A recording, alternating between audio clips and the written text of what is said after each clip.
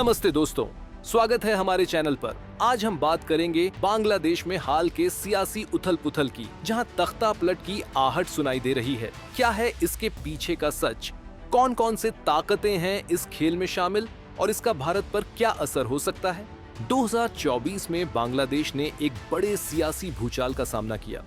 अगस्त 2024 में छात्र आंदोलनों ने जोर पकड़ा, जिसकी शुरुआत नौकरी में आरक्षण के विरोध से हुई।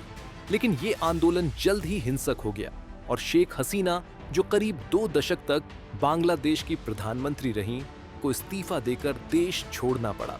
साथ ही कट्टरपंथी ताकतें और छात्र नेता जैसे हसनत अब्दुल्ला भी सत्ता की दौड़ में हैं। लेकिन जनता का गुस्सा बढ़ रहा है क्योंकि कानून व्यवस्था बिगड़ती जा रही है और आम चुनाव अब तक नहीं हुए। अब एक बार बांग्लादेश में सियासी उलटफेर की चर्चा के बीच मुख्य सलाहकार मोहम्मद यूनुस ने कुर्सी छोड़ने की बात की है। अगस्त 2024 में शेख हसीना के तख्ता पलट में बड़ी भूमिका निभाने वाले यूनुस के साथ 9 महीना में खुद खेल हो गया है। हालांकि यूनुस के साथ खेल करने में इस बार अपनों ने ही बड़ी भूमिका निभाई है। बांग्लादेश का ये संकट सिर्फ आंतरिक नहीं है। कई लोग मानते हैं कि इसके पीछे विदेशी ताकतों का हाथ है। कुछ खबरों में दावा किया गया कि अमेरिका, चीन और पाकिस्तान की खुफिया एजेंसी ISI ने शेख हसीना को हटाने में भूमिका निभाई। इस सब के बीच 3 नाम सामने आ रहे हैं, जिनके ऊपर कयास लगाए जा रहे हैं कि इन्हीं के कारण मोहम्मद यूनुस की लूटियां डूबने वाली है। पहला नाम खलीलुर रहमान का है। खलीलुर रहमान अंतरिम सरकार में आंतरिक मामलों के सलाहकार हैं। रहमान के पास NSA की अतिरिक्त जानकारी है। यूनुस सरकार के खिलाफ जो बांग्लादेश में माहौल बना है, उसमें खलीलुर की भूमिका काफी अहम है। दूसरा नाम है आर्मी चीफ जमान। बांग्लादेश के आर्मी चीफ वकर उस जमान को यूनुस का करीबी माना जाता था।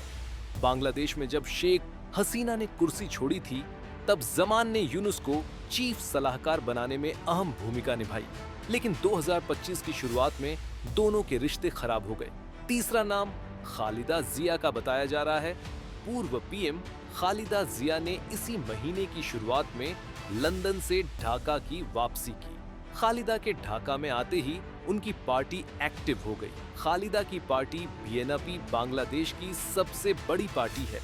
कई रिपोर्ट्स में ये दावा किया जा रहा है कि सेना फिर से सत्ता पर कब्जा करने की तैयारी में है। सोशल मीडिया पर चर्चा है कि यूनुस की सरकार को अवैध बताया जा रहा है और दिसंबर 2025 से पहले चुनाव की मांग उठ रही है। मई 2025 में तो यूनुस ने जमान को हटाने की कवायद ही शुरू कर दी। 11 मई को जमान अमेरिका जाने वाले थे, लेकिन यूनुस की सरकार ने क्लियरेंस के नाम पर उन्हें रोक लिया। जमान ने इसके बाद सीधे तौर पर यूनुस के खिलाफ मोर्चा खोल दिया। शेख हसीना ने भारत के साथ मजबूत रिश्ते बनाए थे और उनके जाने से भारत बांग्लादेश संबंधों पर असर पड़ सकता है। पश्चिम बंगाल, असम और अन्य सीमावर्ती राज्यों में अवैध घुसपैठ की चिंता बढ़ रही है। अगर बांग्लादेश में कट्टरपंथी ताकतें सत्ता में आती है, तो भारत के लिए सामरिक और सुरक्षा चुनौतियां बढ़ सकती हैं।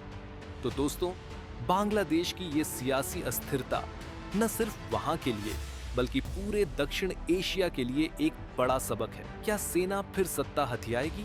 क्या यूनुस टिक पाएंगे या कोई नया चेहरा उभरेगा? अपनी राय कमेंट में जरूर बताएं।